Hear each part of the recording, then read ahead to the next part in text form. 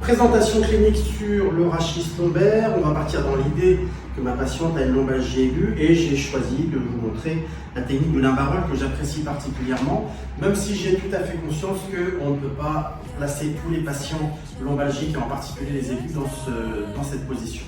Ce que l'on peut faire en imbarole, première chose, on va travailler de façon très globale pour détendre la patiente et trouver sa confiance. Je vais créer une mobilité indirecte à partir du bassin ici pour faire diffuser le mouvement au niveau du rachis lombaire, et ça on peut le faire pendant 2-3 minutes. Lorsque on sent que la patiente s'est un petit peu détendue, on va essayer d'affiner en allant chercher étage par étage. Pour cela, je vais placer mon pouce sur une épineuse qui sera en fait la dernière épineuse du bloc supérieur, et je vais placer mon index un étage en dessous sur l'épineuse aussi, elle sera la première du bloc inférieur. Ensuite, je viens ici et je vais essayer de chercher la mobilité sur cet étage en épuisant au-dessus et en dessous. J'évite dans cette situation de mettre une impulsion à cause du risque discale. Par contre, ce que je pourrais faire également ici, c'est de venir travailler en musculaire. On a par exemple la proximité ici. Si je repère le sommet crétiliaque et la dernière côte, je me place un peu en dehors des spinaux et là je vais pouvoir venir palper le carré des lombes et venir travailler en trigger sur ce carré des lombes, ce qui peut avoir un intérêt sur les lombalgies aiguës.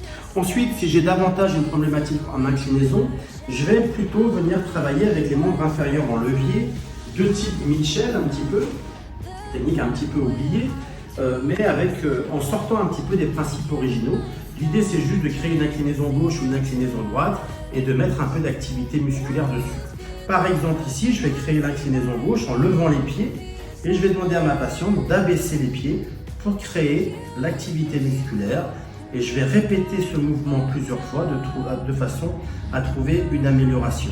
On peut aussi dans cette situation, contrairement à la rotation, venir mettre une inclinaison avec une petite impulsion. Pour cela, on va parfaitement installer la patiente. Je vais venir chercher mon niveau tel que je l'ai fait tout à l'heure avec les petits mouvements rotatoires, et je vais juste venir changer le positionnement de mon avant-bras qui va créer un focus en direction de la zone à traiter. Je ramène le bloc vers moi et là je vais mettre une toute petite impulsion, très courte, très brève et non traumatique pour la patiente, comme ceci, de façon à trouver une amélioration manipulative.